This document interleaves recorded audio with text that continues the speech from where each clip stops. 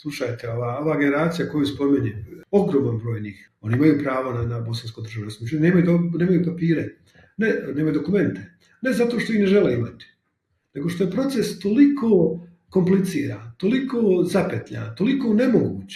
Nije ova dijaspora samo negdje, ne znam, parkirani neki ljudi koji su završili tamo na razne načine, nego to je jedan vrlo, vrlo kompleksan, vibrantan, produktivan kontekst u kome se novi identiteti stvaraju, ali i novi talenti. Ono gdje smo mi sada u stvari rezultati onih prije nas, a da mi ovo ostavljamo iza sebe onima što su tu ili što dolaze. Australija me također naučila radnoj disciplini. Dok ovdje se non stop život dešava spontano i taj socijalni život se dešava. Tako da nedostaje mi to, nedostaju mi ljudi, nedostaje mi zvučni background mog jezika i meni je vrlo, vrlo porazno da se apsolutno još uvijek govori o Bosni i Hercegovini kao postratnom društvu. 30 godina, preko 30 godina nakon završetka rata, kao što rekao, cijela generacija odraslih ljudi koji mnogi od njih imaju svoju djecu, sada je rođena i živi u tom periodu, ne postoji historija nasilja, da je, ne znam, historija je kontinuirani. Proturala se teza kako je rat u Bosni i Hercegovini pa i genocid rezultat više stoljetnog mržnje i nasilja u Bosni i Hercegovini. Dakle, ta ancient hatred thesis je apsolutno jedno podmetanje. Dobrodošli u Realno sa Dritom Haziraj. Gost podcasta Realno je profesor globalnih studija na Royal Melbourne Institute of Technology. Gostujući je profesor Univerziteta u Sarajevu. Jedan je od najpriznatijih bosansko-hercegovačkih antropologa u svijetu, a bavi se pitanjima identiteta, migracija, kulture sjećanja i posljedica ratova i genocida. I ovu 19. epizodu podcasta Realno realizujemo zahvaljujući Vispakovoj Zlatnoj džezvi.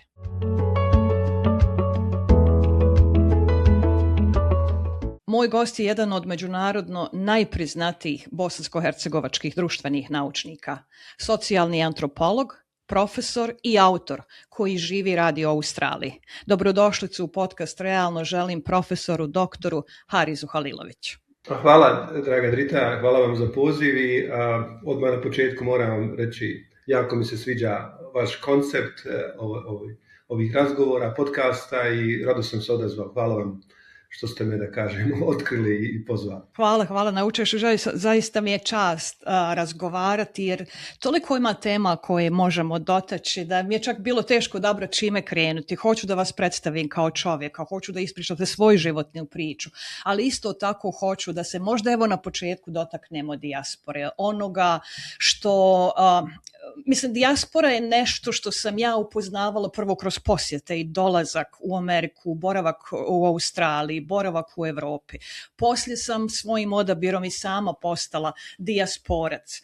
A posebno mi je drago imati priliku uvezati nas, razgovarati i poslati naše poruke. Sad iz vaše perspektive, kakvo je stanje bosansko-hercegovačke dijaspore? Neću pitati samo u Australiji ako ste tamo svuda u svijetu. Vrlo višeslojno pitanje, da tako kažem. Ja sam se profesionalno bavio i bavim dijasporom, osim toga što živim u Australiji.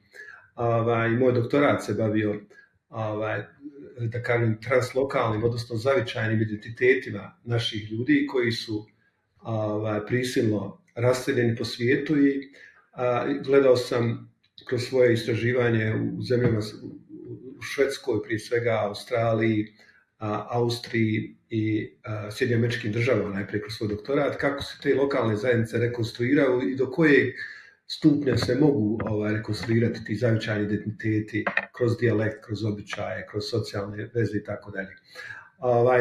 U to vrijeme, to su rane 2000-te, naša dijaspora se još formirala, još konsolidirala, radno se apsolutno o prvoj generaciji, o friškoj generaciji, da tako kažem, nažalost prisilno iseljenih ljudi iz svojih zavičaja, nažalost ostacima mnogih zajednica, fragmentima familija u toj traumi i u toj tragediji, da tako kažem, ti integracija, konsolidiranje zajednice kao zajednice je bio jedan vrlo interesantan proces, ali također vrlo šarolik proces. Tako da naši ljudi, način na koji su se etablirali, da ne kažem integrirali u društva Skandinavije, prije svega u Švedskoj, na primjer, se razlikuje od toga kako se to odvijalo,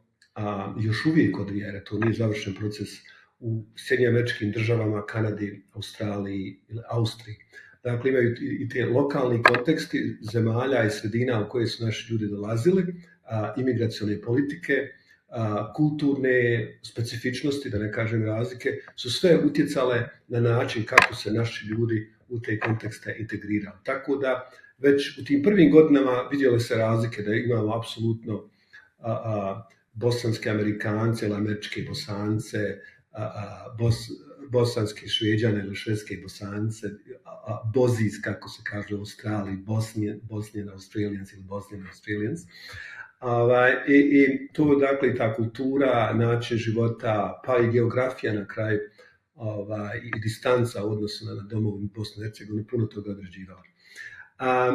Ono što se, dakle, dijaspora apsolutno nije fiksna i već taj sadašnja moja istraživanja i nekakvi zaključci koji su objavljeni u knjizi Mjesta bola, Places of Pain, su tu stvarnost prikazali na jedan antropološki način, dakle, na kako ljudi žive svakodnevice, kako njihov identitet, njihova sjećanja, njihov način života se odvijao u to vrijeme u svim tim raznim lokacijama, destinacijama. Ono što se u međuvremenu izdešavalo jeste da je pristigla apsolutno jedna nova generacija. Dakle, tada smo imali u tim ranim godinama, da kažem, početkom 2000 pa do prvih desetljeća 2000 godina, imali smo ljude koji su ili došli po rođenju iz Bosne i Hercegovine i vrlo često su tu još bila djeca koja se rodila u tranzitu, onako, u toj procesu prisilnih migracija, privremenih boravišta u raznim zemljama do trajnog odlaska u takozvane treće zemlje, a to su bile zemlje koje su prihvatile za trajno naše ljude, a to su prije svega Švedska, Kanada, Sjedinjene Američke Države i Australija. Neke druge zemlje također su radile, ali na drugi način, ne onako, da kažem, proaktivno kroz proces gdje su se ljudi prijavljivali za stalni odlazak.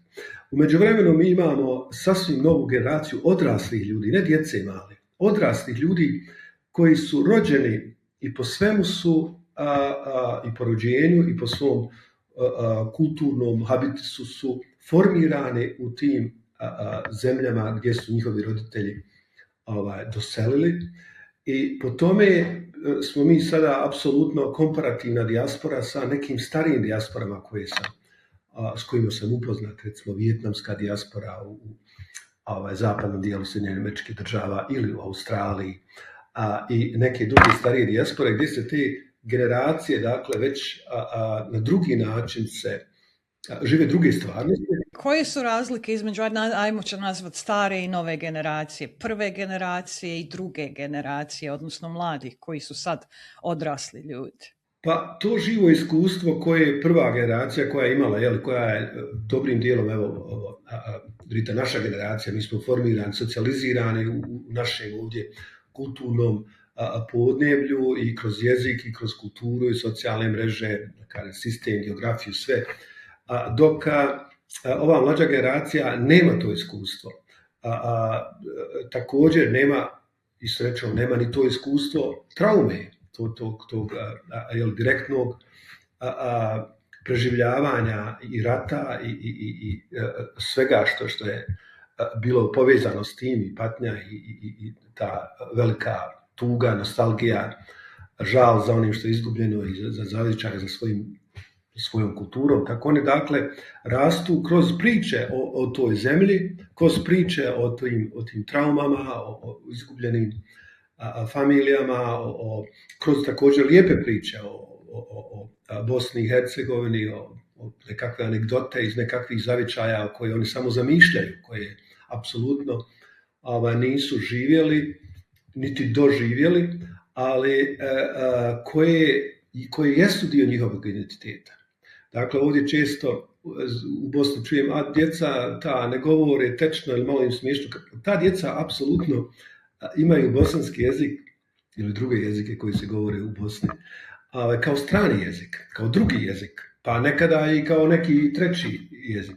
Dok je njihovi prvi jezici, da ne kažem materinji jezici, ali njihovi prvi jezici su jezici zemlje u kojoj se rodili, u kojoj su išli u vrtiće, obrazovali se, završili fakultete. I jedna od razlika jeste da su oni puno kompetentniji na jeziku zemlje u kojoj su odrasli, na jeziku na kojem su se obrazovali. Dakle, imate vrhunske stručnjake koji su u svojim oblastima, dakle, sretao sam i po konferencijama, još uvijek srećem. Tu neki od njih su radili doktorate, neki su moji doktoranti, dakle, koji imaju vrlo, vrlo sofisticiran način razmišljanja i izražavanja i vrlo kompleksna znanja su usvojili, ali na drugom jeziku. I to u najvećem broju slučajeva nije, da kažem, prevodljivo, odnosno ne mogu to demonstrirati na jeziku svojih roditelja. Tako da to imate, rekao bih, u jednoj familiji ili jednoj porodici imate multikulturnu članove, jer i oni koji pričaju različite jezike, odnosno žive ih na različite načine. Tako, iako su roditelji, recimo oboje iz Bosne, djeca koja su rođena da li u St. Louisu, da li u Melbourneu, Štokholmu, ta djeca čine takve porodice u našoj dijaspori multikulturnim, jednostavno po stvarnom načinu življenja, razmišljanja, ponašanja. I u tome je naravno ljepota. Ja apsolutno ne vidim to kao neki defekt, nego vidim tu ljepotu i naravno evo sada je najviše to osviješćeno, taj talent i to postojanje te generacije osviješćeno je kroz svjetsko prvenstvo, gdje smo imali toliki broj mladića rođenih diljem svijeta, da tako kažem, koji su tako po svom izboru i tako srčano, žustro igrali za tim, a i sama generacije koje su rođene diljem svijeta su bile također navijači tog tima. Tako da nije dijaspora samo negdje, ne znam, parkirani neki ljudi koji su završili tamo na razne načine, nego to je jedan vrlo, vrlo kompleksan, vibrantan, produktivan kontekst u kome se novi identiteti stvaraju, ali i novi talenti i oni ljudi koji su nekada otišli kao beskućnici, izbjeglice, bez postojanja izvora na nešto drugo, danas su poduzetnici, danas su uspješni ljudi. Ja znam u St. Louisu ljudi koji su preživjeli Srebrenicu, pa su postali vlasnici, ne znam, desetina ogromnih kamiona, uspješnih firmi i diljem svijeta imamo takve. Već u prvoj generaciji, a ova druga generacija koja dolazi sasvim drugačije se ponaša, hoću reći, i nemaju te probleme i jezičke, i kulturološke, i psihološke koje su imali njihovi roditelji ili generacije ispred njih. Možete li se složiti da obje ove generacije ipak žive identitet između dvije zemlje i kako na njih po vama to utiče? Pa ovako, imate pogled na ono da taj prostor između, što se kaže, in between prostor, da može biti ni ovdje ni tamo. I nekada neki ljudi tako se i znaju predstaviti opisati, da nisam ni tamo ni ovdje. Međutim, ja bih rekao da je puno češći slučaj, pogotovo s vremenom kako je nastupilo, da smo i ovdje i tamo. Pogotovo kroz ove moderne medijske tehnologije. Nekada su naši ljudi kupovali satelitske antene, pa su ustajali nekakva razna doba dana, noći, kako bi uhvatili vijesti iz domovine. I ta da kažem, ta komunikacija i ta veza sa domovinom kroz medije je bila prilično posredna, nije bila direktna. Dok u današnje vrijeme vi imate apsolutno sinhronizaciju, dakle, svega što se dešava bilo gdje u svijetu, a ja znam koliko sam i sam vezan za Bosnu i Hercegovinu, vrlo često svojim prijateljima u Sarajevu javim nešto i upitam, kao pa kad si to saznao, gdje si to pročitao, pa ne znam, ja sam malo ispred vremena, Australija, obzirom da je barem Melbourne 8 do 10 sati ispred Bosne i Hercegovine, tako neke stvari se mogu saznati i ranije. Tako da je rekao bi da ljudi nisu više zbunjeni ni ovdje ni tamo. Da su ljudi puno više, ova današnja generacija, odnosno današnje vrijeme, da su i tamo i ovdje. U međuvremenu, kao što rekao, konsolidirali su se ljudi, obezbijedili su svoju egzistenciju. Prošlo je preko 30 godina, 3 desetljeća, to je jako puno u svačijem životu. Tako da evo i u mom životu ja sam, da kažem, moram reći, nažalost, proveo više svog života izvan Bosne i Hercegovine nego u Bosni i Hercegovini. I koliko god ljudi bili svjesni pa nešto refleksivno razmišljali koliko se u tom periodu mijenjali i nastavljaju mijenjati, to je, rekao bi ja, te promjene su bile uglavnom pozitivne. Ljudi su se obrazovali, usvajali jezike, sam odlazak na posao, bilo kakav, svakodnevno je već participiranje u jednoj kulturi, u jednom sistemu. Uglavnom su svi naši ljudi završili u demokratski uređenim državama, pa su shvatili isto svoju vrijednost kao glasača, ili da imaju moć jednostavno kao porezni obveznici i tako dalje. Dobili su raznorazna državljanstva koja više nisu, ne traže da moraju čekati u redovima izbjeglice i tako dalje. Dakle, ljudi su povratili svoje dostojanstvo i kroz povratak to svog dostojanstva ljudi su također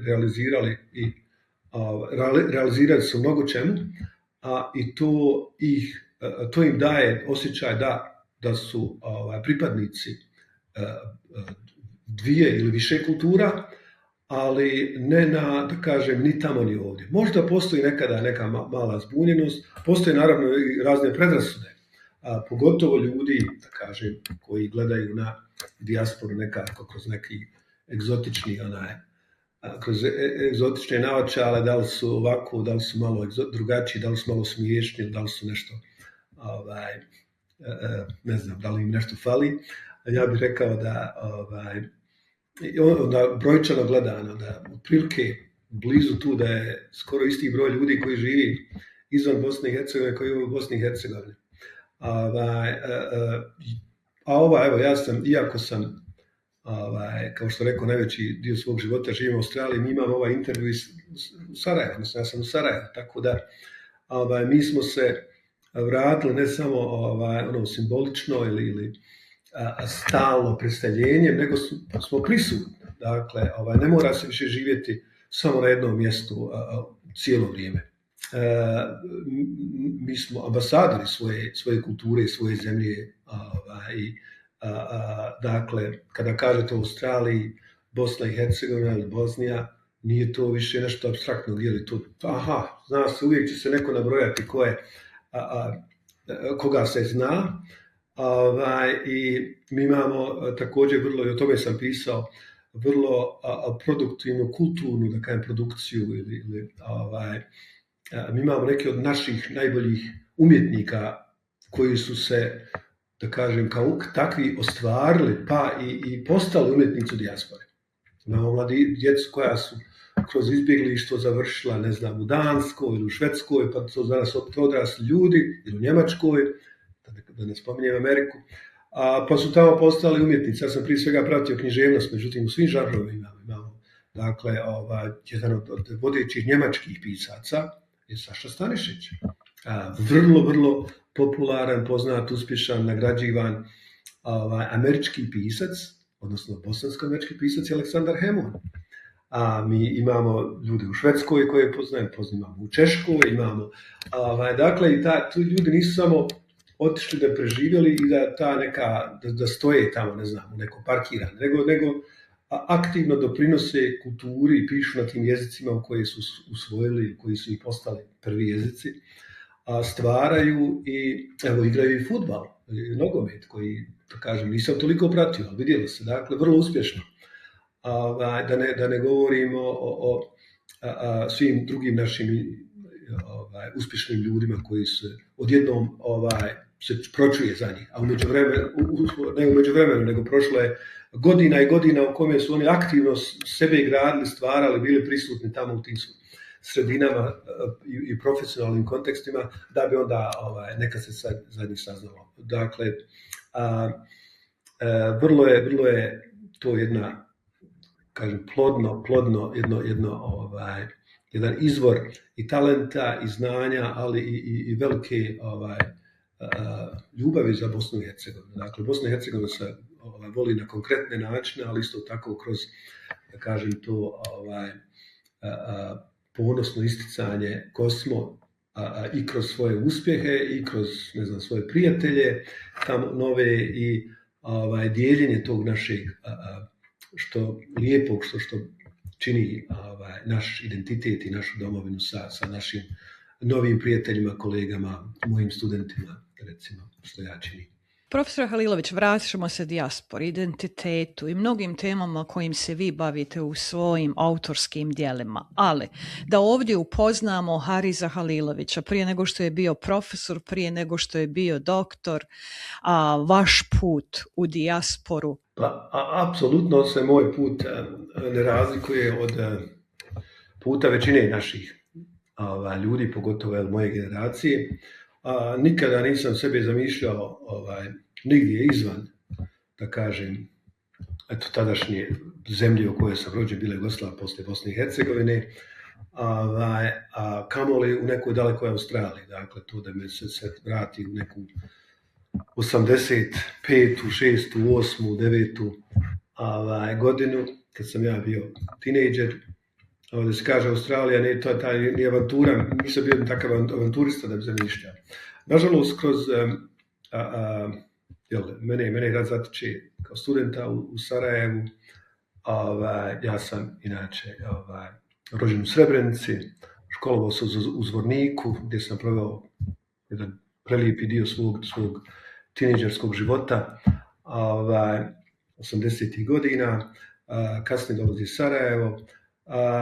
I mene zatiče agresija na Bosnu i Hercegovinu i savrat u Sarajevu ovdje, i aprilske dane sam ovdje barem prvih 13 dana aprila sam bio u Sarajevu. Onda sam otišao nekim zadnjim postojećim vozom na Prijedor, gdje mi je djevojka s kojoj sam također studirao bila, otišla kući privremeno pa da se kao vratimo. Tako da sam ja, da skratim, da ne idem u puno detalja, ja sam Srebreničanin sa prijedorskom ratnom pričom. Preživio sam ono sve što je Prijedor zahvatao 1992. godine, da bi iz te prijedorske golgote izišao živ. Tada je već postala mogućnost da ja odem u mnoge zemlje koje su primale naše ljude, dakle kao registrirani zatočenik logora. Međutim, ja nisam želio otići nigdje. Ja sam se želio vratiti u Bosnu. Te mogućnosti tada nije bilo. Ostao sam u Zagrebu oko godinu dana gdje sam studirao. I opet bila je mogućnost da odem u Seattle, gdje je već neki je bio sponzor koji mi je omogućio da tamo studiram. I to mi je bilo predaleko. Amerika 1993. Onda sam odlučio da zadržim se u Europi, pošto se nije moglo nazad. Tako da je bila prva opcija Austrija. Nakon nekog vremena vidio sam da Austrija nije baš nije baš dobro, bila neka prijatna, da kažem, odnosno moje iskustvo prihvatanja stranaca u Austriji nije bilo apsolutno pozitivno, to je bilo prilično onako odnos koji je bio usmjeren protiv stranaca, barem u tom južnom dijelu Austrije gdje sam ja prvo došao. I onda sam otišao u Njemačku, u Hamburg, koji je bio sasvim drugo iskustvo, vrlo kosmopolitni grad, i nakon skoro 5 godina života u Hamburgu, gdje sam imao jako vrlo pozitivne iskustva, radio sam, obrazovao sam se također tu, da kažem, zasnovao porodicu, odnosno sa svojom djevojkom dotadašnjom sam se našao, tu nam se rodilo dijete i onda dolazi, prati se šta se dešava tih par godina rata, strašnih stradanja, dolazi Srebrenica 95. Sva moja familija je bila u Srebrenici, mnogi su tamo završili, pobijeni su. Sam povratak nije više se imalo nigdje ni vratio, apsolutno. Rodila sam malo dijete, imali smo malo dijete i onda smo odlučili da odemo tamo gdje bi to dijete imalo neku budućnost. Tako nekako Australija je bila i, da kažem, i ono što dalje od svega, jer mi se i Europa više nije bila prilično, da kažem, zgadila se da se to dozvolilo, da sve tako se desi mojoj generaciji koja je vjerovala u neke velike ideale, u ne samo miroljubivu koegzistenciju, nego u ideju kosmopolitizma i svega drugog pozitivnog, i onda se to u mojoj generaciji, jednoj rock'n'roll generaciji, dešava da završi u logorima, masovnim grobnicama, da to bratstvo jedinstvo tako bude jedna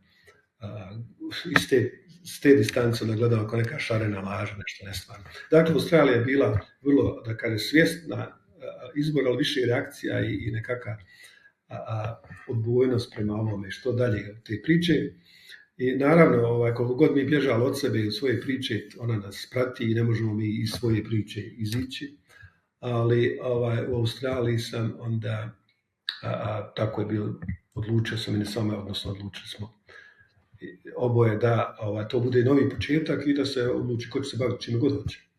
Ja sam, iako da kažem, kroz moji roditelji, odnosno moj otac prije svega, insistirao da ja se držim medicina i tako dalje. Imao sam na familiji bliski rođaka koji su već bili završili medicinu, neki studirali, nažalost pobjeni su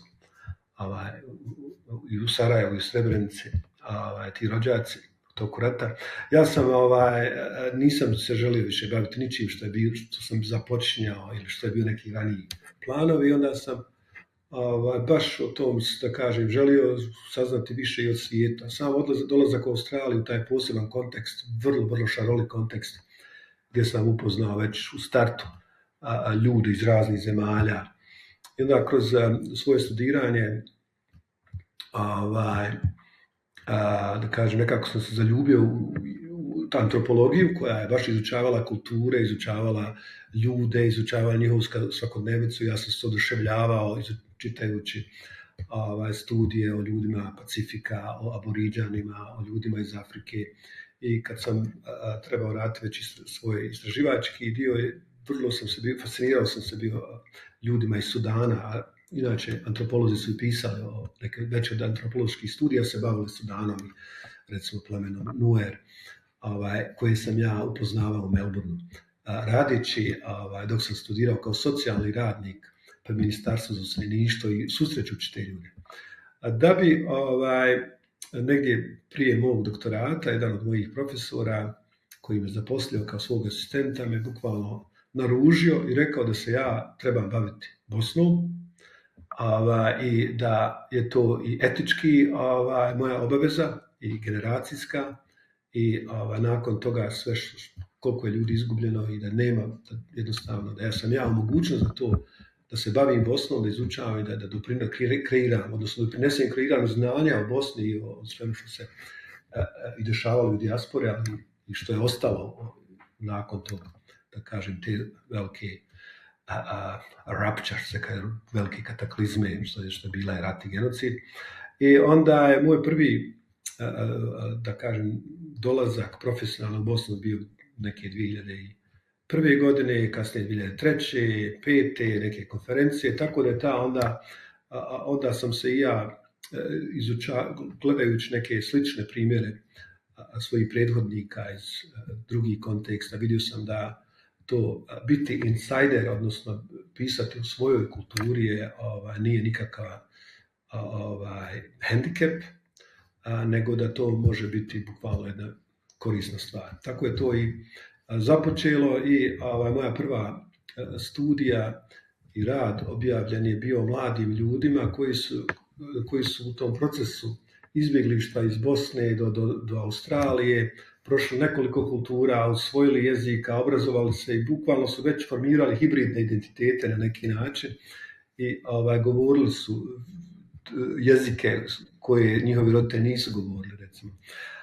Tako je to krenulo da bi to raslo i kroz istraživačke projekte i kroz predmete koje sam ja formirao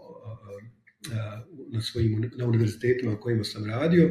I jedan od posebnih, da kažem, programa koje održavam već od 2007. godine jeste program dovođenja studenata iz Australije na studijska putovanja u Bosnu i Hercegovinu. To kako bih produžio i studentima boravak ovdje, najprije to bilo da dodao sam još jednu evropsku zemlju, jedno vrijeme je to bila Austrija, da bi od 2014. to postala Nizozemska, odnosno Haške institucije, tako kroz dovođenje svojih studenata, odlazak u Haški tribunal, onda Međunarodni krivični sud, Međunarodni sud pravde, sada je Međunarodna komisija za nestale osobe također bazirana u Hagu, dakle kroz posjetu tim institucijama, redovne posjete, studenti uče i gledaju odnosno pokušavaju stvoriti ideju kako ta međunarodna pravda odozgo, svrha funkcionira i kako je taj sistem etabliran i postavljen, da bi onda dolaskom u Bosnu od Sarajeva, Mostara, kasnije do Srebrenice i sela, odnosno bivših tih sela i zajednica koja su postojala u području kojih više nema, gdje se povratnici pokušavaju, da kažem, rekonstruirati te zajednice do nekih mogućnosti. Vidjeli koliko ta, da kažem, međunarodna pravda ima utjecaja na vrlo lokalne i konkretne zajednice.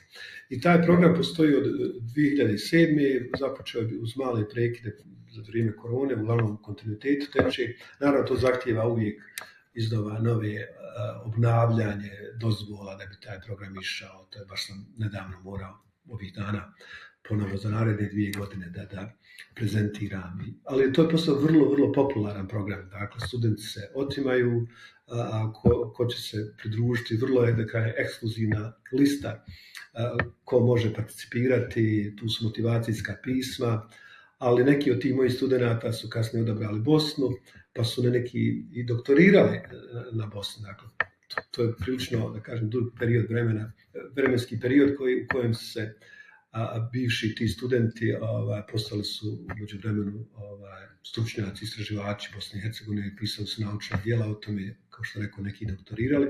To je jedna, da kažem, na što sam ponosan i neki doprinos biti profesor u dijaspori, i znam da moje kolege rade slične stvari iz drugih zemalja, možda na druge načine. Druga jeste kroz svoje istraživačke projekte, dobiti istraživački projekt, kao što moje kolege znaju, je prilično prvo je neizvjesnost velika, konkurencija je strašna, procenat uspješnosti, pogotovo što se ide ovako više, recimo antropologija, da kažemo, sljedeća došla umjetnost, književnost, antropologija negdje na granici gdje ove društvene znanosti prestaju, a postaju umjetnost. Ali mi smo tu negdje, tako negdje uspješnost je između 2,5% do 10% od prijavljenih projekata. Ja sam imao i sreće, naravno, ali to i projekti koje sam razvijao su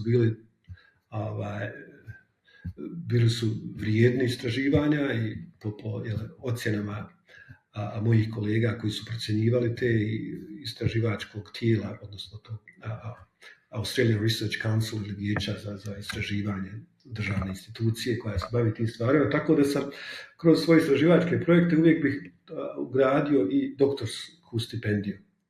Pa sam trenutno imam 5. osobu iz Bosne i Hercegovine koja doktorira na jednom od mojih projekata. Ovaj zadnji projekat, to je Adela Kusur, to je u stvari dijete koje je kao beba otišla sa svojim roditeljima, ona ne sjeća se ništa, nema živo iskustvo Bosne, završili su u Melbourneu već 1992. godine.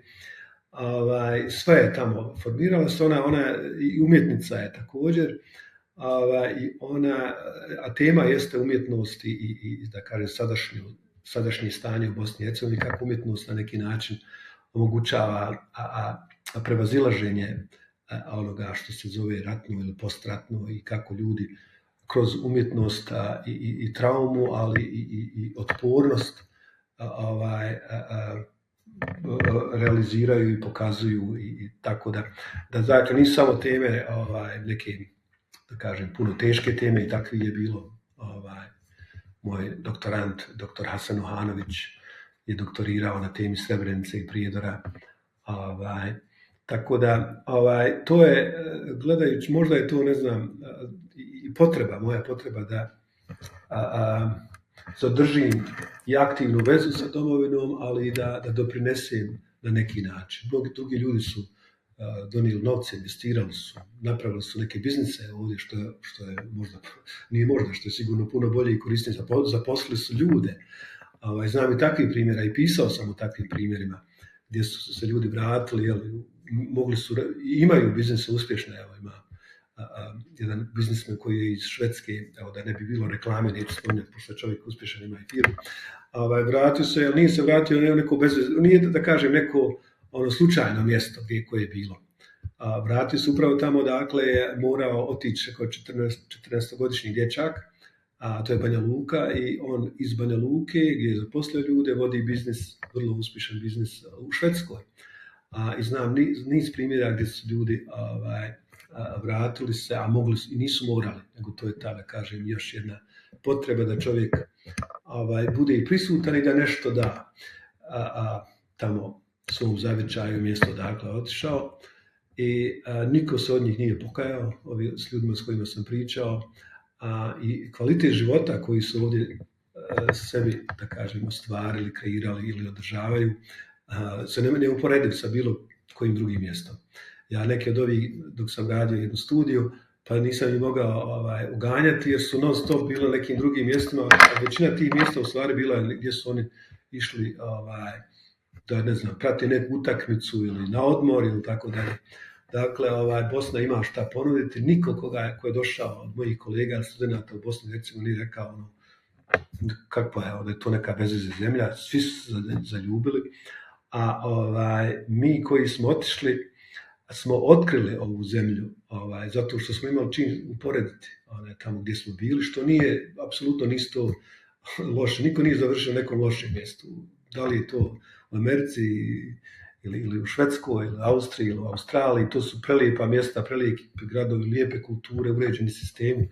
Međutim, ono što mi ovdje u Bosni prepoznamo je uporedivo sa svim tim ljepotama koje smo vidjeli, ali je još uz to skroz naše.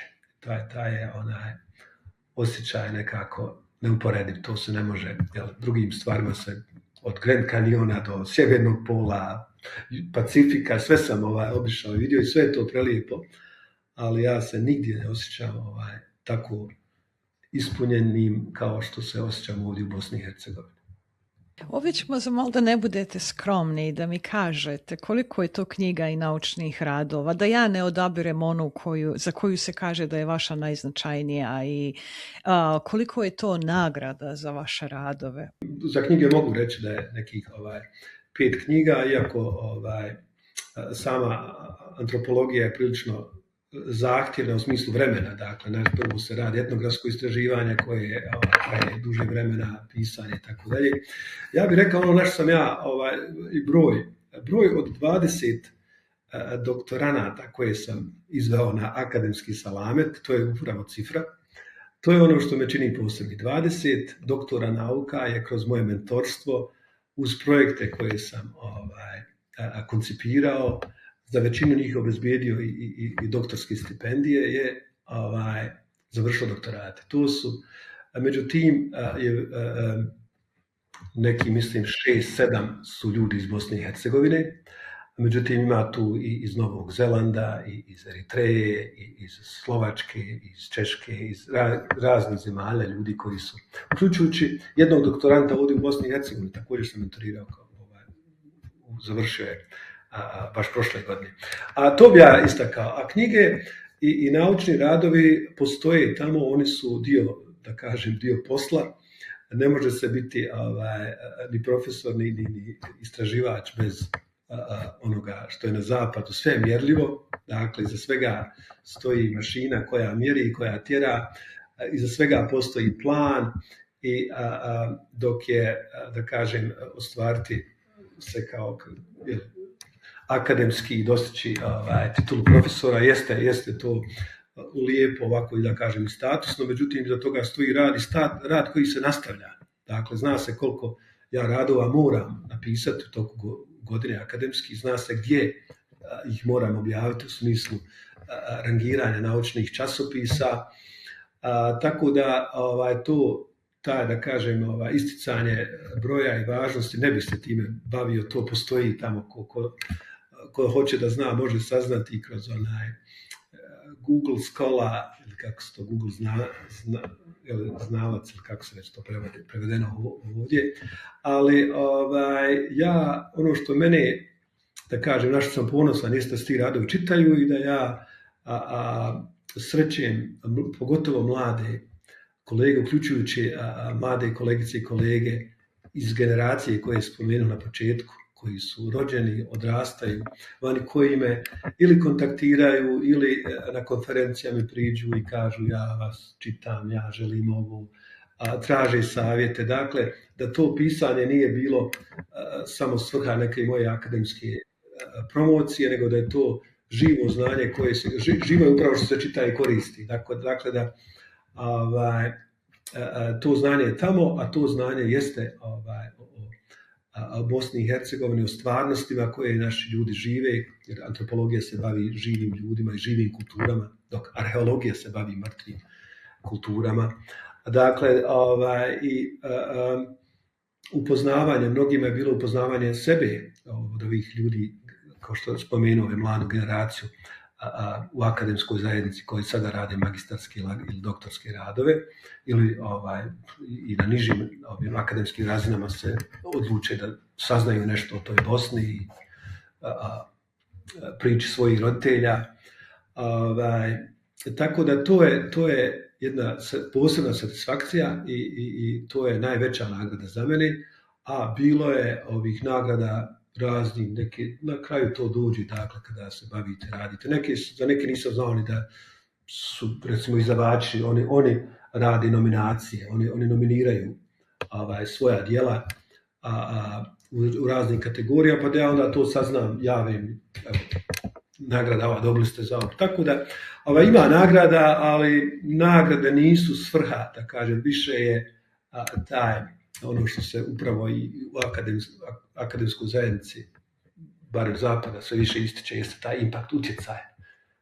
Dakle, ima ono što se može mjeriti, to mjeri Google i drugi algoritmi tamo gdje se citirano, kako se citirano, ali ima i ovo živi taj impact i da se radovi koje sam pisao i koje pišem koriste kao obavezna literatura na univerzitetima i od strane studenata i kolega o kojima nemam pojma diljem svijeta i da je to je taj efekt, neki koncepti, naravno, kroz to je nauka, dakle, ne opisujete samo deskriptivno, nego se bavite i komparativno i analitički, u tome se razviju neki novi koncepti, tako da je, da kažem, i baveći se uglavnom našim temama i neke nove koncepte, neke nove metodološke pristupe sam razvio, neke hibridne forme metodološke koje uključuju i kreativne pristupe uz etnografske, odnosno principe društvenih nauka.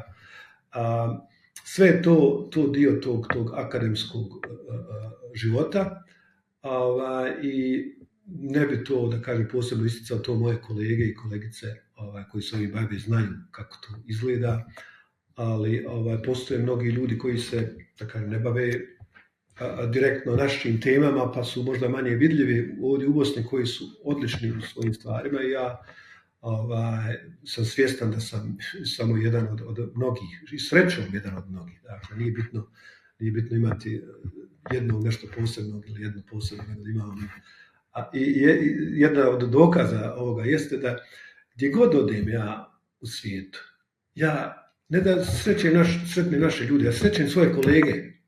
Ja imam vrhunske prijatelje i kolege koji su profesori etablirani u svojim poljima. Od Štokholma do Los Angelesa, St. Louisa, Beča.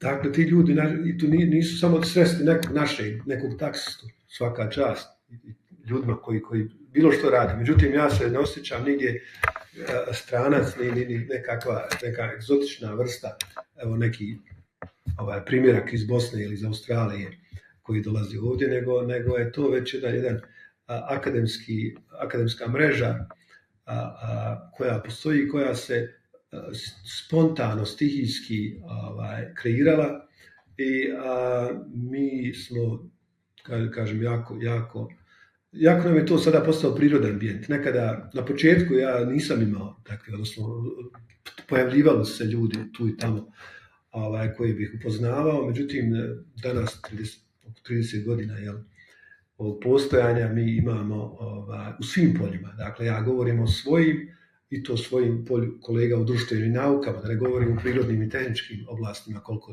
postoji kolega i koliko su oni umreženi, možda i bolji od nas, ali profesionalaca u svim oblastima postoji. Dakle, mi vrlo smo skloni, da kažem, isticanju medicinskih profesionalaca. Međutim, ima ljudi koji se bavi stvarima koji su ispred ovoga vremena, koji su, bave se nano nekim tehnologijama ili AI ili istraživanjem svemira. Mi imamo ljude koji se bave time vrlo, vrlo disciplinirano i ne kako bi se o tome pričalo, nego to je njihov posao, to je njihov život. I ja sebe vidim u toj širokoj, da kažem, masi ljudi koji se bave svojim poslom i eto, mene je zapalo da to bude akademski posao, što je, da kažem, ne znam, to je moj prirodni ambijent. U tome se osjećam ne posao, nego to je jedan poziv, to je jedna misija. I nekad se znam šaliti, ja u Australiji kažem, moram u Bosnu poslovno, znate, nekad su slali ljude u Njemačku da idu zbog posla. Evo, mene iz Australije čak u tu Bosnu šalju.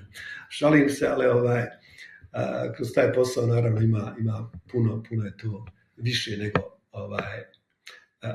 raditi nešto od čega se živi. Stvar, ovo je misija jedna i svi ti doktoranata od mojih studenata kojih imam, evo, sad se baš radi neke te evaluacije, pa me šalju iz Melbourna, ta služba koja se bavi tim evaluacijama, neki da snime, jer su dobili neke jako pozitivne komentare od studenata.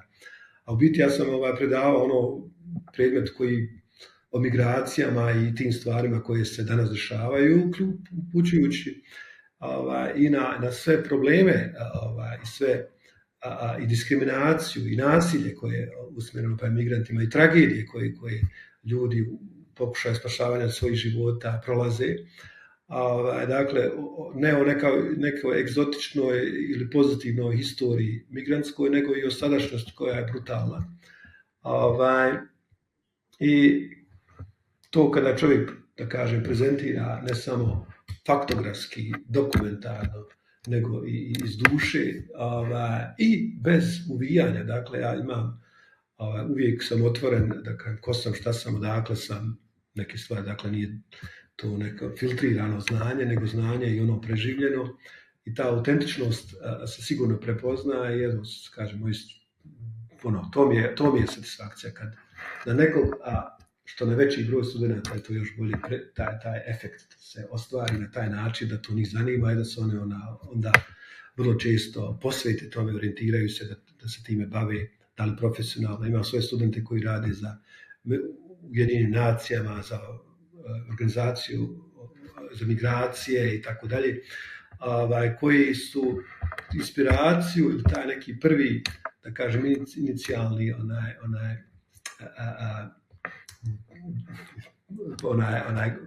dobili push, dobili su kroz predavanja ili predmete koje sam predavao i radio.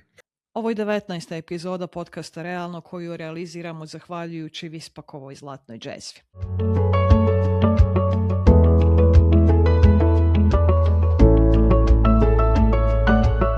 Kultura življenja, identitet, način življenja svake populacije, ali ovdje ajmo se koncentrisati na Bosnu i Hercegovinu, sigurno je rezultat istorije.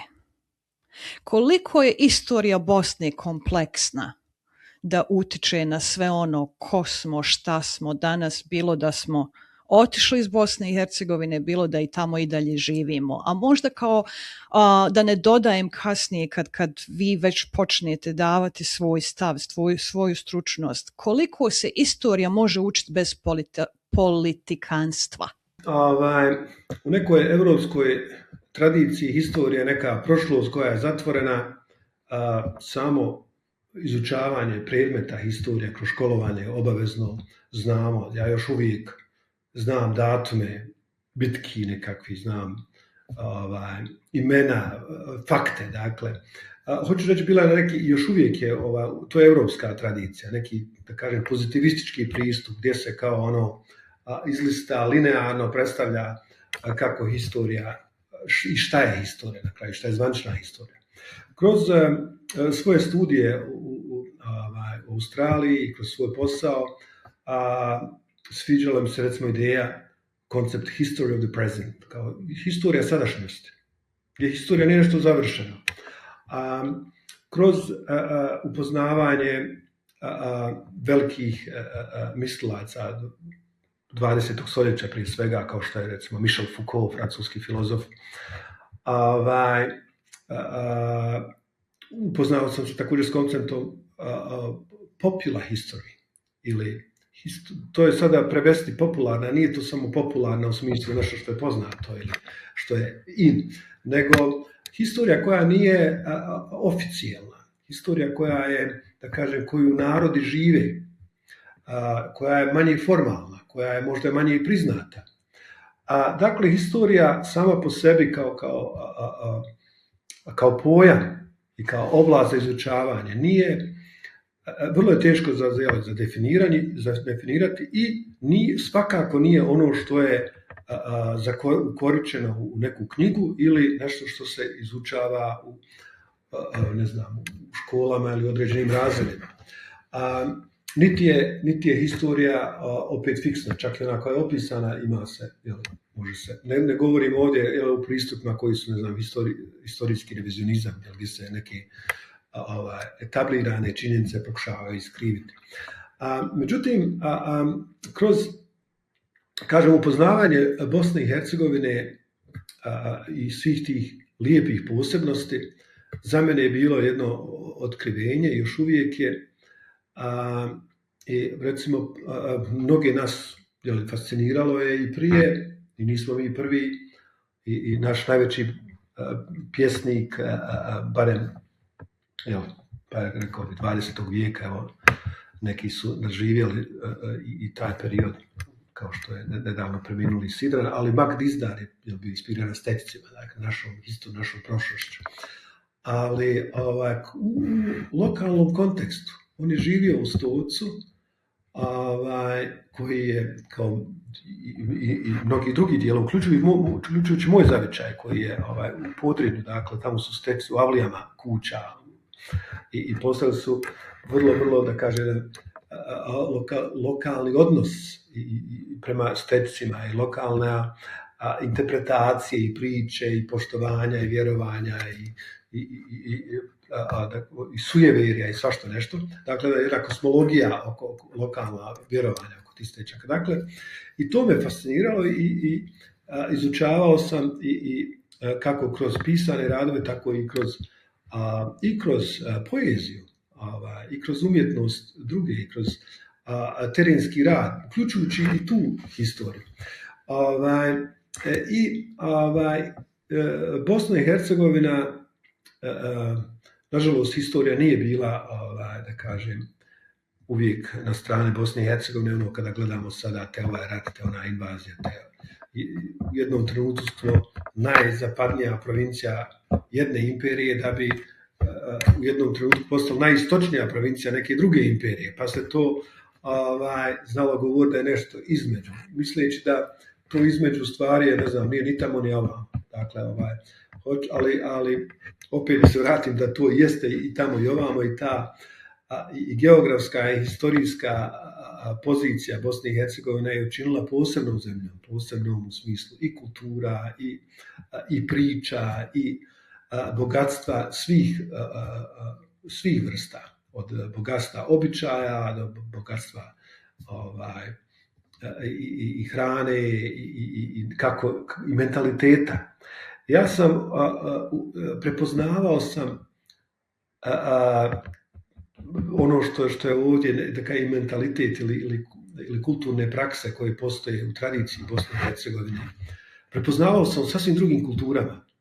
Način na koji se, pošto se antropologija bavi tim običnostima ili svakodnevnošću, način na koji se u Bosni i Hercegovini daju pokloni i kako se primaju. Taj reciprocitet koji postoji, koji je univerzalan. Pokloni se daju diljem, uvijek se daju pokloni, ljudi poklanjaju jednim drugima. Međutim, taj odnos, recimo na zapadu kada dobijete poklon, odmah se to očekuje da vi to raspakujete, pa da od uvijek sam želio par cipela, neka ste mi to kupili nešto, to da kako bi se pokazalo, da je to, da smo zahvalni. U bosansko-hercegovoj kulturi to bilo nešto najnekulturnije, da kao odmah otvorila da vidi šta sam joj donijela. To je, Japanci su recimo potpuno isti po pitanju davanja i primanja poklona kao mi, Japanci. U Japanu se također diskretno, poklon je manje bitan, čovjek je bitan, onaj koji je došao, vrijeme koji koriste, evo neka sitnica i tako to, i nikada Japanac neće odmah otvoriti poklon, ali će se zahvaliti učitivo i također i kod nas se, dakle, vrlo to ima, da kažem, spuštanje vrijednosti poklona koji ide obavezan je uz posjet, ali se njegova važnost ne ističe, ovo sam ti ja donio da imaš ti, ili baš sam to želio od uvijek. Neka sitnica, tako da, kažem, poznavanje, izučavanje drugih kultura, uvijek gledamo mi iz nekako komparativno, svjesno ili nesvjesno kako je to u našoj kulturi. Onda prepoznamo da u stvari da ta neke vrijednosti i kulturne, da kažem, prakse ili način života naših ljudi u Bosni i Hercegovini je vrlo sličan nekim sasvim drugim kulturama na drugim mjestima. Ili, ne znam, izuvanje, sada da ne bude samo Japan, jer znamo da je to u Japanu, recimo, u polarnom dijelu gore, uključujući sjeverni pol, izuva se čak i kad se ide u restorane i kafane i hotele. Dakle, čarapama se drže konferencije u mjestu Svalbard koje je na sjevernom polu, što bi vrlo nekako me podsjetilo na neko djetinjstvo kada svi dođu u kuću i svi gledam razne čarape kakve ljudi imaju, dok u ostatak života svog najveći odraslog nisam vidio kakve ljudi imaju čarape, jer ne izuvaju se tamo gdje živi. Običnosti neke, da kažem, čine, da se vratim na to historijsko nasljeđe Bosne i Hercegovine. Ta historija ima, dakle, ono što dijelimo, međutim, svaki dio Bosne i Hercegovine ima neke opet svoje posebnosti, ima svoje priče. Ja sam upoznao u poslijeratnom periodu, upravo se spremam sutra za Cazin. Cazin sam ja upoznao nedavno, da tako kažem, znao sam gdje je, ali i taj mentalitet i neke kulturne posebnosti i bukvalno historijski kontekst tog dijela Bosne i Hercegovine je drugačiji, ima svoje posebnosti i formirao je, odnosno postao je dio lokalne kulture koje ljudi žive. Da ne spominjemo sve posebnosti ljepote Hercegovine, koja je također za mene bila područje koje sam upoznao kao odrasla osoba u periodu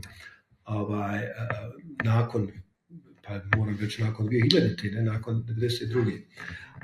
I ta veza sa svojom historijom je jako bitna zato što pruža nam, da kažem, taj širi i vremenski kontekst u kome smo mi imamo jednu kratku putanju koju ćemo prijeći, ali koju su drugi započeli, naravno koji će drugi nastaviti. Tako da kažem, biti dio historije je postojati, biti aktivan dio te historije, ne samo sa maksimalnom fokusiranošću na ono što se dešava, nego i svjesnošću da je ono gdje smo mi sada u stvari rezultati onih prije nas, a da mi ovo ostavljamo iza sebe onima što su tu ili što dolaze za nama. I naravno cilj jeste da ne bude sad floskula da ono što mi ostavljamo da u svakom slučaju bolje ili barem onako kako smo zatekli, a ni u kom slučaju gore. To je ta generacijska obaveza na koju mi je profesor Ron Adams uputio kada mi je rekao da se moram baviti Bosnom i Hercegovinom, iako se ja nisam isključivo samo bavio Bosnom, niti bavim samo Bosnom i Hercegovinom, imam ja i svoja antropološka istraživanja u Pacifiku, na otoku Tana, gdje su bukvalno da kažem malo stereotip o bijelom antropologu i tamnoputim participantima, ljudima koji istražujemo u te njihovim lokalnim sredinama, ali je jako bitno i ta generacijska dogovornost i prema historiji, prema sadašnjosti i ja mislim da mi to tako na taj način, da kažem, gradimo budućnost koja ova zemlja, ova kultura imaju i koji su imali i milenijima iza nas i siguran sam imat će i u milenijima ispred nas. A možemo li izbjeći politiziranje istorije što se dešava unutar Bosne i Hercegovine konstantno? Politika je prisutna u svemu, u svakodnevici. Ljudi, politiziranje i politikanstvo naravno malo ima drugo značenje i drugi su da kažem fenomeni u odnosu na samu politiku. Jer politika umijeće vođenja, ne umijeće kreiranja konflikta i polarizacije ljudi. Historija, nažalost, historija sama ne kreira konflikte, niti je historija, da kažem, ne postoji historija nasilja, da je, ne znam, historija je jedan kontinuitet nasilja. I bilo se pogrešno, i time sam se bavio, o tome vrlo izričito pisao, proturala se teza kako je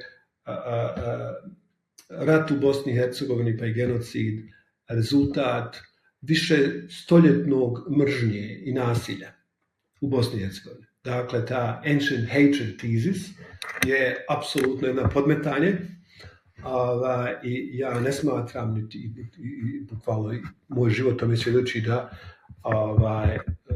ne postoji i ta teza neke primordijalne, neke trajne, tradicionalne mržnje ovdje ne postoji. Postoji upravo suprotno. Postoji dakle u Bosni i Hercegovini jedan kontinuitet različitosti, jedna integracija te različitosti i da mi u stvari živimo i živjeli smo ideal onoga koji se danas promovira, ne znam, za Evropsku uniju, unity in diversity.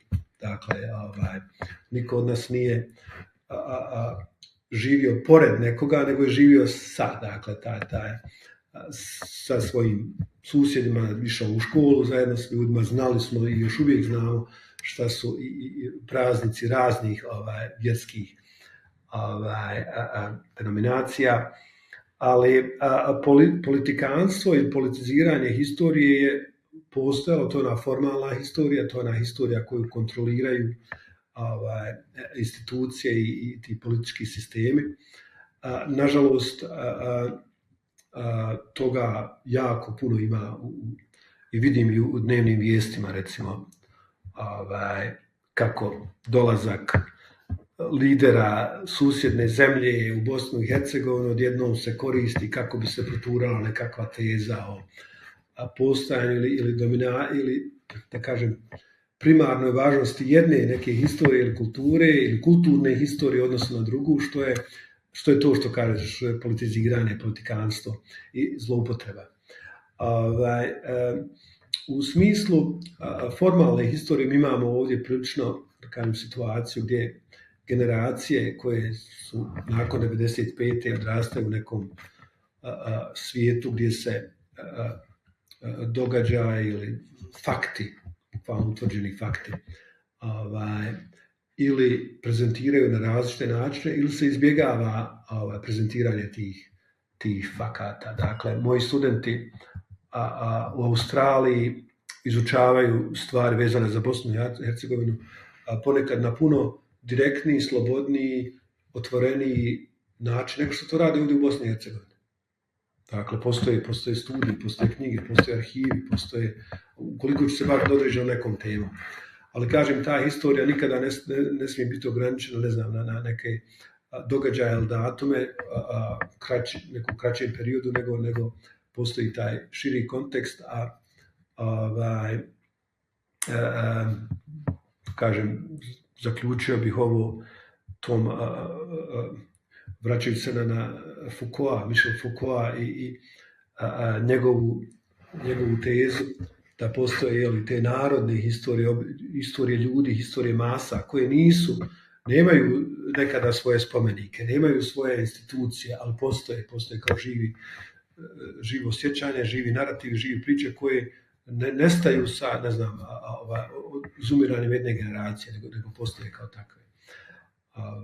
Ne znam da li sam odgovorio na vaše pitanje i da li je moguće odgovoriti na vaše pitanje. Da, slažem se, postoji politiziranje, ali ne treba se, ne znam,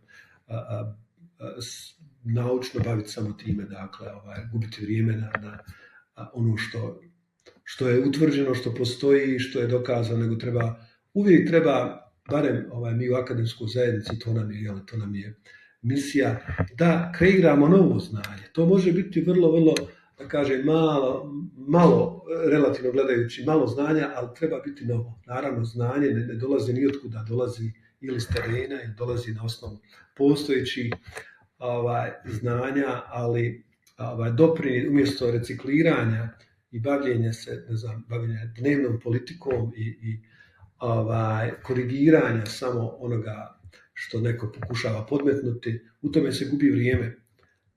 I nažalost u Bosni i Hercegovini to vrijeme se puno izgubilo, ne samo u, da kažem, akademskoj zajednici, nego se izgubilo i u mnogim drugim društvenim procesima gdje bi se nekako se krene pa se onda vraća da se reciklira neki narativ, da se nešto ispravlja. Postoji institucionalni okvir u kojima se neke stvari završavaju, ide se dalje.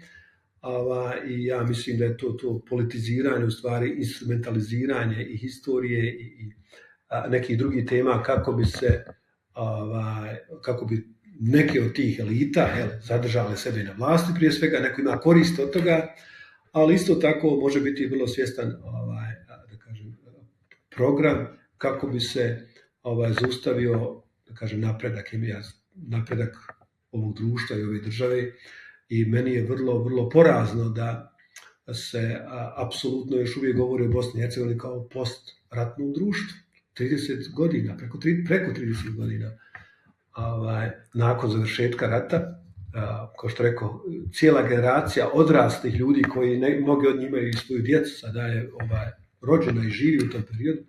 Dakle, nešto što je postkonfliktno treba biti prevaziđeno, međutim, samo držanje i kreiranje tog, kažem, narativa o postkonfliktnom, to je već nešto od koga te političke elite imaju koristi. Kada neko kaže Sarajevo nije ovako, nije onako, Sarajevo jeste bolje nego što je bilo, izgrađeno je, modernizirano je, lijepo je. Ja nemam razlike, dakle, kada odem, ne znam, popiti kafu u Beču, Melbourneu ili u Sarajevu. Poslužuju me opet, evo, konobar nedavno u jednom ovdje restoranu je iz Filipina, konobar iz Nepala. Dakle, ta globalizacija se dešava ovdje, ali na fin način, normalan način. Ne možete vi otići iz Bosne u Njemačku ili Ameriku, a da ovdje neko ne dođe. Ili da nešto smatrate to negativnim. Na kraju, potreba je. Vidi se da je potreba za radnom snagom. Nema se ovo. Jedni odlaze, drugi dolaze, vraćaju. Dakle, mi smo dio globalnog svijeta i sadašnjosti. Mi nismo neko postkonfliktno zatvoreno društvo. Mi nismo Sjeverna Koreja, mi nismo Burma, mi smo jedno vrlo, vrlo otvoreno društvo, vrlo napredno, vrlo moderno društvo. Sve što imamo u Melbourneu, ja imam ovdje u Sarajevu. od proizvoda koje želim kupiti, od ukusa koje želim osjetiti do tehnologije koja omogućava i ovu konverzaciju i to živi, dakle ta generacijska ne postoji razlika. Moja generacija koja je odrastala u 80. i 70. godinama, pa sigurno je bilo razlike. Neke stvari smo gledali u tim filmovima pa smo se divili kako li je to na tom Beverly Hillsu. Međutim, današnja generacija koja odrasta u Bosni i Hercegovini apsolutno je, da kažem, prati sve globalne tokove i ima dostupnost i svim onog što čini popularnu kulturu i što čini i umjetnost, ali ono svakodnevnicu od informacija do nekih posebnosti. I može biti i dio je u stvari tih globalnih trendova aktivno kroz i tehnologiju. Dakle, postkonfliktno ja bi to išao da se prestane koristiti, jer bukvalno postoji svrsishodnost koja se svjesno koristi od tih nekih elita koji bi željeli Bosnu i Hercegovinu da zadrže u tom nekom postkonfliktnom statusu i stanju do vijeka. Bosna je i gradovi Bosne i Hercegovine su dio prije svega ovog regionalnog područja, evropskog, ali po mnogo čemu i svjetskog, ja ne vidim razlike. A bio sam i vrlo često sam u zemljama koje su jako daleko i nikada neće možda biti dio tih globalnih procesa na način kako jeste Bosna i Hercegovina danas. Recimo zajednica na Pacifiku, otocima dolje gdje je to vrijeme nekako puno sporije i neke stvari nikada neće dostići ili biti tako sinhronizirane kako su u Bosni i Hercegovini. Kad ste u Australiji, šta vam najviše nedostaje iz Bosne i Hercegovine? Sjećam se jednom, i to sam pričao prije pitanja mog sina, dok je studirao na univerzitetu, na kom sam ja predavao, iako je studirao nešto drugo, pa kad ćemo se vidjeti, nekad na ručak, kad god hoćeš, kažem ja, reci mi samo. I tako je bilo, pa ti možeš ovako kad god hoćeš da iziđeš, pa kaj super ti je. Pa rekao, jesam super, ali ono, zna, pa kaj šta ali? Pa rekao, nedostaju mi ljudi. I mi smo u Melbourneu koji je blizu 6 miliona stanovnika, dakle u centru grada, mase ljudi idu, kaže, pa vidiš koliko ljudi ovdje ima.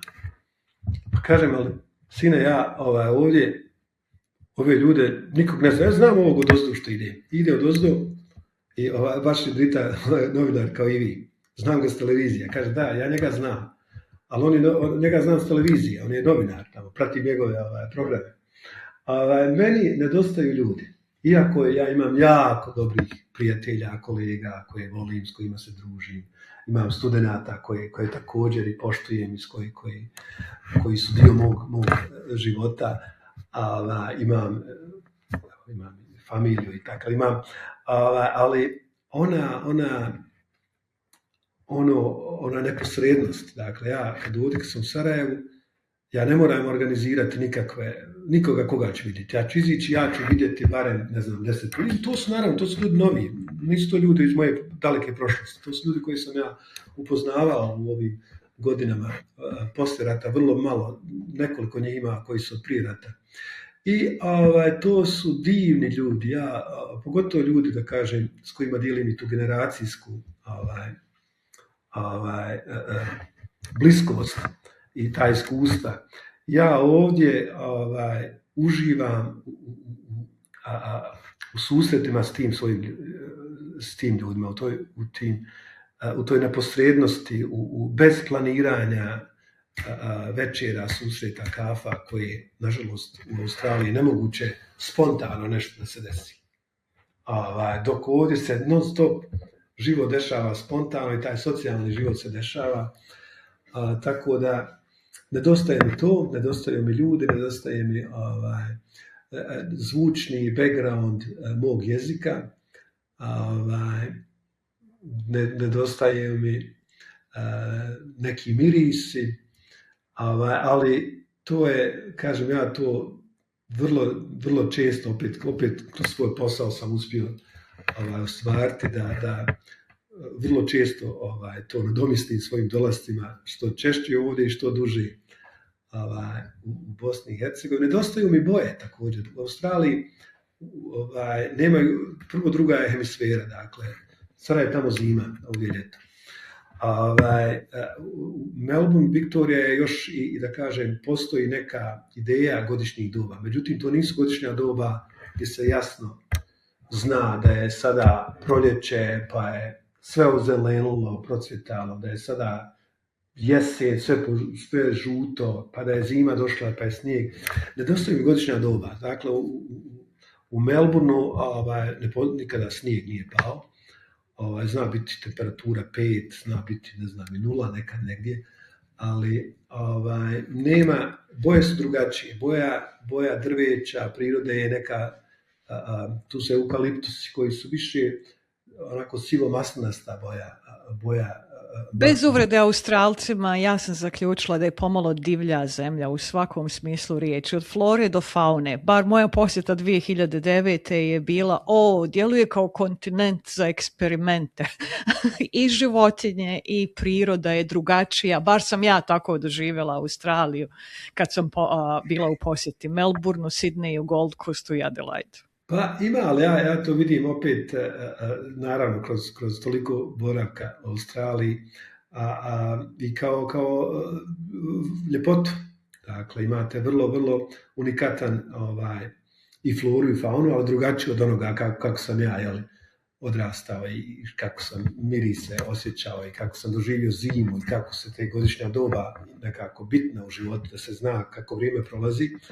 Ali s jedne strane jeste, Australija je ogroman kontinent i ima tu unutrašnjost koja jeste divlja i posebna i egzotična i opasna.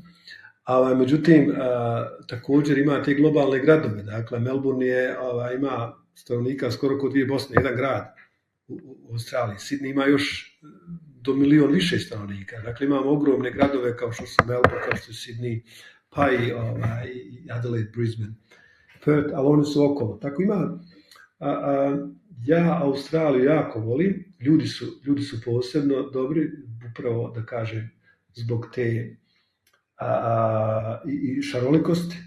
Politika je, oficijalna politika je multikulturalizma, ali opet je to, ne znam, gdje ima jedan dio mene ili više dijelova, ali nisam 100%. Ja se ovdje osjećam 100% ono što jesam. Odnosno da mogu da se osjetim i sa prirodom, i sa geografijom, i sa kulturom, jezikom i svim drugim. Čemu vas je Australija naučila da možda Bosna nije ili? Pa ne znam, recimo koliko god je naša hrana dobra, ali ja sam taj neki, obzirom da volim i kuhati, mnoge stvari sam ja preuzeo u Australiji, neke fuzije. Ja čak i ovdje kuham nešto što je ima, ne znam, bosanske stvari, ali opet australsko. Ima, Australija me također naučila radnoj disciplini i da, ne znam, rad ne prestaje sa radnim vremenom 5 sati ili tako dalje. Da je Australija jako, mislim, zemlja među 7 najrazvijenijih zemalja svijeta, mislim, ekonomija, ali zato ga stoji ta produktivnost i rezultat vrlo ozbiljno pristupanja radu.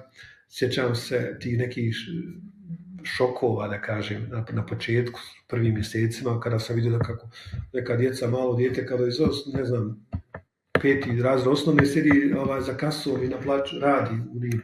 I ja sam to odmah, nešto me probudilo, to iskorištavanje djece, to je nije u redu. A u stvari, te učenje radnih navika i davanje nekog uvlačenje djece već u sistem, nije uvlačen u kapitalistički sistem sam. Mislim, tu je taj sistem, ne može se izbjeći. Nego i stvaranje tih navika i također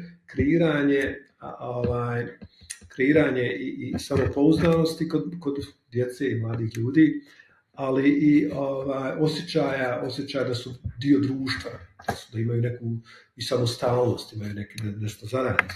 Dakle, naučilo me da se može biti vrlo opušten, ali također i da mnoge stvari su ne mora se gledati kroz neki vrlo formalan način gledati. Komunikacija je vrlo neposredna u Australiji. Prvo, engleski jezik i nema persiranje, međutim tamo ja se sjećam kad sam počeo studirati, pa nije ni profesor po prezimenu, nije čak ni po imenu, nego po nadimku. Pa nije profesor Robert Watts, je u stvari samo Rob. I nije ni profesor, pa ko je profesor Watts? Rob. Ne, Robert, to je samo to mu je u pasošu ime. Ta neka toplina ljudska je zaista australski kvalitet, kulturni kvalitet. I možda to ima, naravno, i sa to drugačije je, da kažem, proces naseljavanja i kolonizacije Australije išao od nekih drugih zemalja. Tako da je možda i ta neposrednost rezultat te, da kažem, kulturne evolucije. S druge strane, tamo također je mnoge stvari, iako je to ozbiljna država, ne postoji lična karta, nikada vas policija ne može zaustaviti da vam traži lične dokumente. To ne postoji. Dakle, ukoliko ima neki prijestup, neki razlog, tada će se eventualno biti, ali ne postoje ganjanje papira, to sam čak spominjao u nekim radovima, Chasing the Papers u Bosni. To je Australija zamislivo. To je onako, dakle, te šalteri ne postoje redovi za, ne znam, bilo koji dokument. Vrlo je to onako opušteno i vrlo je Australija također jako brza u adoptiranju tehnologija. Ja kad sam otišao iz Europe 90. godina na Australiju, iznenadio sam koliko su bili tehnološki ispred, koliko su bili sve kompjuterizirano bilo. I da je to se nastavilo u svakom segmentu. Dolazak u Australiju na aerodrom, u godinama tu ne postoji ni pasažka kontrola, ni ništa. Vi stanete ispred kamere, uslikate. Sada vidim da je to i u nekim drugim zemljama počinje, ali to je već u Australiji barem 10 godina tako. Australija je uređena, opuštena, zna biti dosadna, ali u svakom slučaju vrlo, da kažem, napredno kapitalističko društvo koje ima te svoje forme i otuđenosti, tako da se ne mogu spontano vidjeti ni sa najboljim prijateljem dok se nas dogovorimo. Sama ta veliko prostranstvo, ne samo kontinenta i gradova, dakle, prijatelj, možete živjeti u istom gradu, međutim, barem ste 30 km daleko. Perimetar grada je 150 km. Tako da živite u gradu s nekim ko živi, ne znam, nija tamo kod Maglaja, vi ste u Sarajevu. Dakle, ne može tako da je spontana kafa nemoguća. Nemoguća, tako da, ali ni u kom slučaju nisam, odnosno prošao sam faze kada mi je sve bilo negativno, nekada imate u tom migracijskom procesu gdje je prvo sve kao medeni mjesec, sve vam se sviđa, pa onda sve vam se ne sviđa, upoređujete.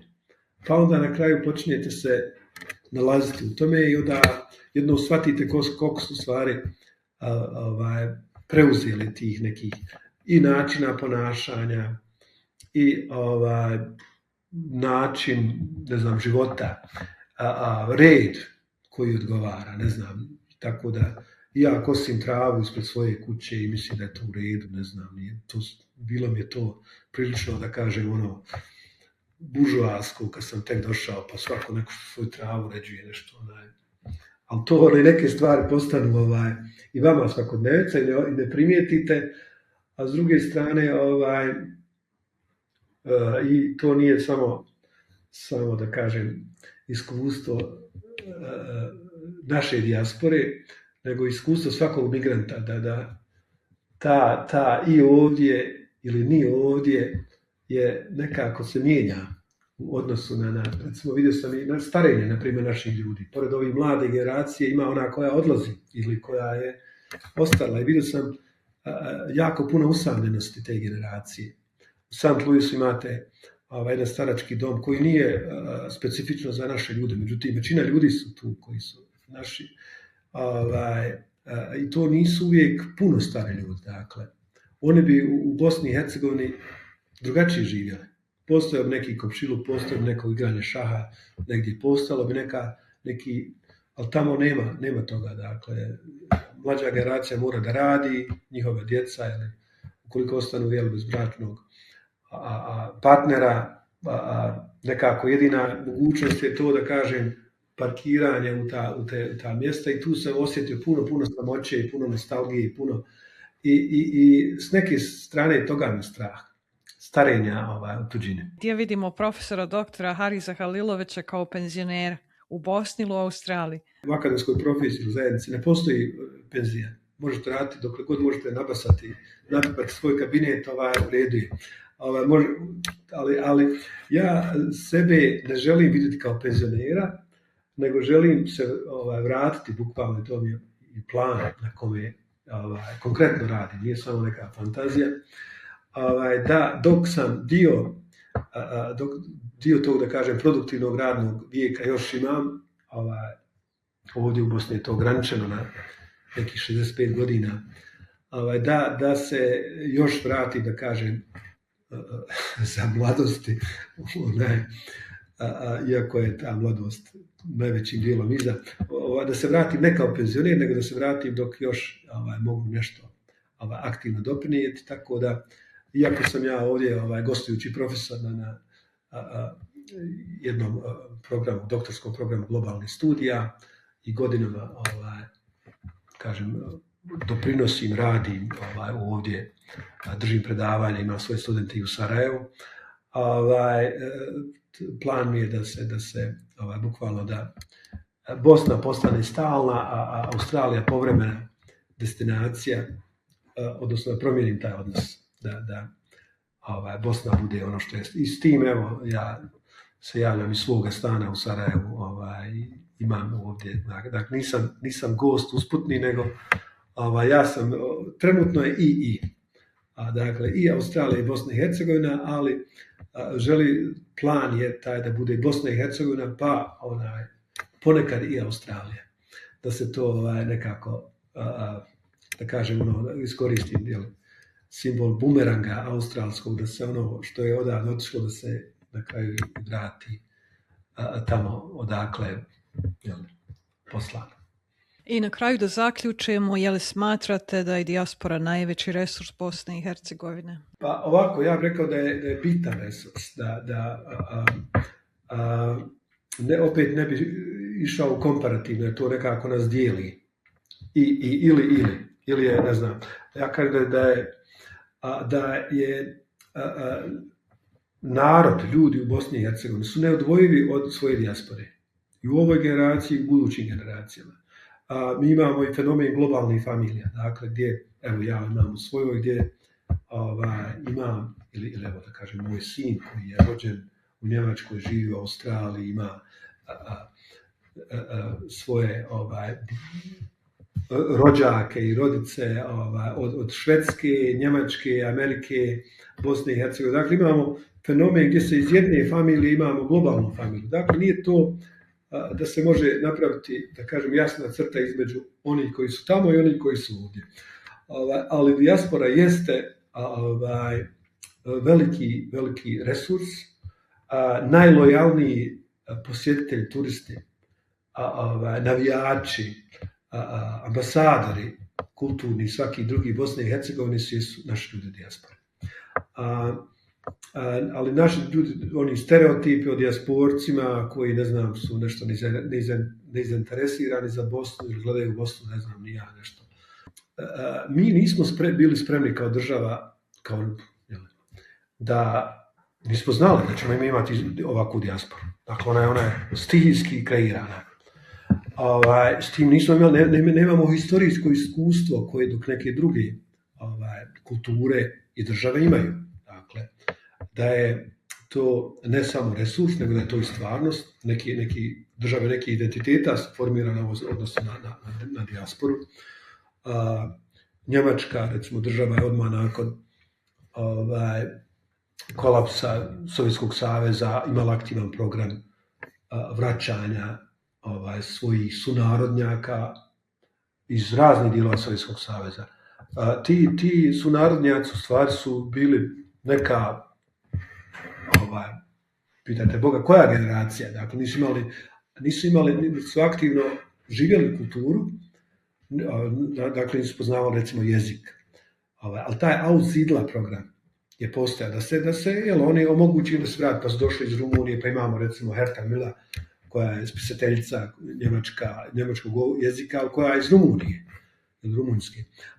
Imamo dakle imamo s druge strane programe gdje se ljudima koji žive u dijaspori, raznima, pogotovo mlađim ljudima, omogućavaju sponzorirani boravci, vrlo strukturirani boravci u zemljama porijekla njihove kulture, nije to njihovih samo roditelja. Tako da svako ko na bilo koji način može ili želi da se identificira sa irskim identitetom, može otići u Irsku i biti dio programa gdje će upoznati svoju kulturu i tako dalje.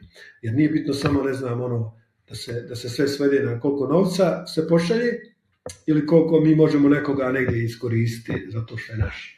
Ili da biti ponosni što je naš. Evo, postaje poznat glumac, fudbaler, profesor, pa ćemo sad mi nekako. Mislim, u redu je to na simboličnoj nekoj razini, ali na konkretno i nekoj, da kažem, dugoročno održivoj nije to način. Ono što bih mi kao da kažem, kultura, država, trebali shvatiti i tome je, da kažem, evo, krajnije vrijeme. Mi imamo u St. Louisu centar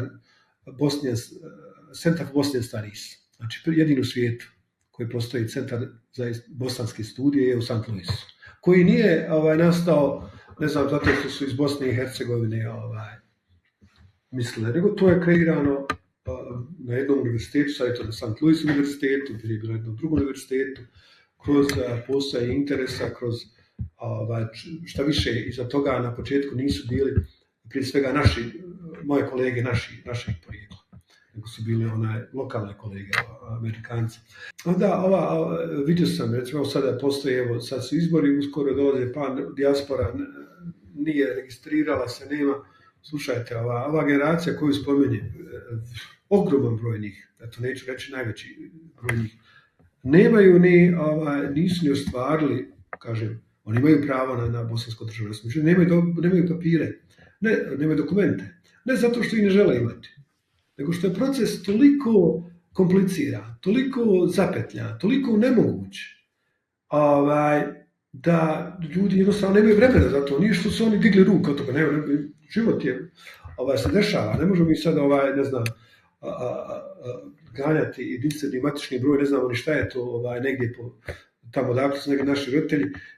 Mora se napraviti sistem koji će to preuzeti, nek se uporedi kako to rade vrlo ozbiljne države koje imaju veliki broj svojih sunarodnjaka u drugim zemljama, kako su to ostvarili. Pa možemo vidjeti, recimo, evo i Hrvatska je vrlo to pojednostavila mnogo čemu. Naša djeca se rađaju, odnosno djeca u nekoj već drugoj ili trećoj generaciji, rađaju se diljem svijeta i upisuju se u matične knjige zemlje u kojoj su rođeni.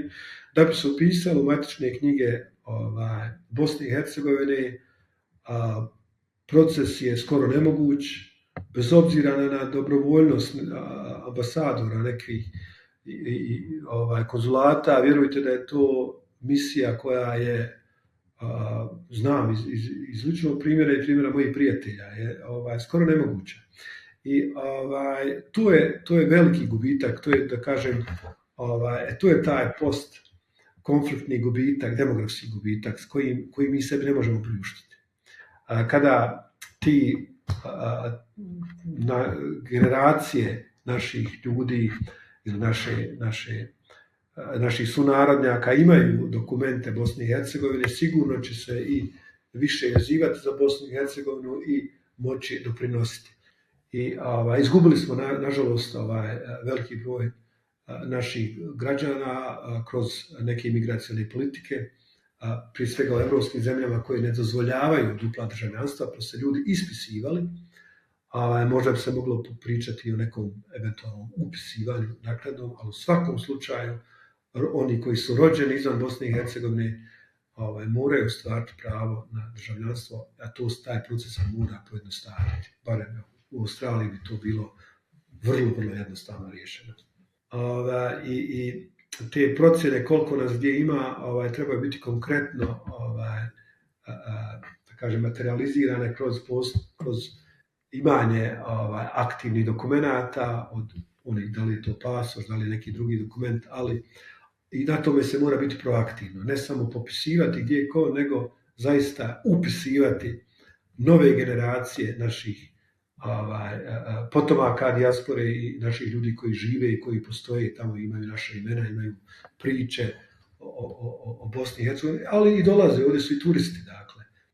Ja sam slučajno, bila je grupa studenata došla na mom prethodnom univerzitetu, ima tome dobra godina. A oni su došli i kao mene, evo nekako me dekan, kao ova grupa iz Europe, pa evo ja sam kao iz Europe, da se malo s njima popričam. Vjerujte, u toj grupi koja je došla iz Holandije. Od 6 studenata 4 je bilo Bosanaca i Hercegovaca. Bili su iz Bosne i Hercegovine, djeca koja su došla. Oni nisu došli kao Bosanac, došli su iz Nizozemske, došli su u Australiju kao studentskoj razmjeni. Dakle, pogotovo mlađi taj svijet, oni su bukvalno globalni građani, global citizens. Dakle, oni imaju pasoše zemalja koji omogućavaju da putuju, imaju novčano mogu to sebe ostvariti ili poznaju sistem, da li kroz razmjene studenata, poznaju jezike, dakle, to su sofisticirane individue koje ni na koji način ne treba, patronizirati, oni su nešto, to ne pričaju baš tako tečno bosanski, eventualno neki pričaju, ali njima Bosna i Hercegovina je prvi izbor upravo zbog te sentimentalne veze koja je živa i kroz njihove roditelje i potomke i priče i tako dalje, ali mislim da ako izgubimo tu generaciju, sigurno ona generacija koja će doći nestaće tamo negdje asimilirana ili nekako će biti daljna priča. A nema razloga zašto mi izgubili te ljude u koje, da kažem, kao država nismo uložili možda ništa, a koji također kao država, moram reći, nismo i uspjeli zaštititi, pa ti ljudi nisu otišli tek tako, nego su morali otići. I postoji taj, da kažem, i historijska, i generacijska, ali vrlo pragmatična, konkretna veza i korist zašto bi se to uradilo. Evo, ja susrećem ovdje ljude iz Filipina i Nepala koji rade u Bosni i Hercegovini. Zašto ne bi mi poradili malo više na povratku raznih vrsta naših ljudi u Bosnu i Hercegovini. Da li su to studijska putovanja gdje će se mladi ljudi upoznati sa kulturom, jezikom svoje domovine, da li kroz konkretne programe, što bi bilo puno bolje i puno zdravije, vraćanja ljudi kako bi se ostvarili u ovoj zemlji, a time i doprinijeli također ovoj zemlji koju vole i koju žive na način na koji to oni znaju. Imamo mi ovdje, ja srećem i imam prijatelja koji su se na selu u Bosni i Hercegovini, žive u Sarajevu, iz Italije, iz Irske, imam prijatelja ovdje koji žive, koji su došli i koji su prihvatili Bosnu i ovdje se na seli žive 30 godina i ne žele nigdje da odu. Dakle, oni su integrirali, ovi naši stranci, dijasporci, sigurno imaju puno više, da kažem, veza preko kojih bi se povezali sa Bosnom i Hercegovinom i u idealnom nekom scenariju ja bih volio vidjeti što više ljudi, pogotovo te mlađe generacije, da se vrati u Bosnu i Hercegovinu, da ovdje živi, a ne da samo nastavljamo, da kažem, odlaziti. Hvala vam na gostovanju u podcastu Realno. Rita, hvala vama i hvala vam na energiji koju ulažete u ovo, hvala vam na pozitivnosti i ozbiljnosti koju pridajete ovoj temi, koja apsolutno nije, ne znam, samo pokazati kako je to sve prelijepo tamo i kako su nama bitni ti ljudi u dijaspori, nego kako je to na svaki način vrlo kompleksno i kako mi živimo i tamo i ovdje, iako nekada može se i osjećati da čovjek nije ni tamo ni ovdje, ali da iza toga, nažalost, historija koju ste spominjali stoji i okolnosti u kojima su ljudi završili tamo gdje su završili nisu najčešće, da kažem, egzotični, niti birani, ali u svakom slučaju naši ljudi su iz svega toga izvukli ono najbolje i to je, da kažem, na ponos svima nama. I našoj generaciji, ali i svim građanima Bosne i Hercegovine koji se ili identificiraju s tim ljudima ili su dio upravo tih ljudi koji žive onome što zovemo dijaspora.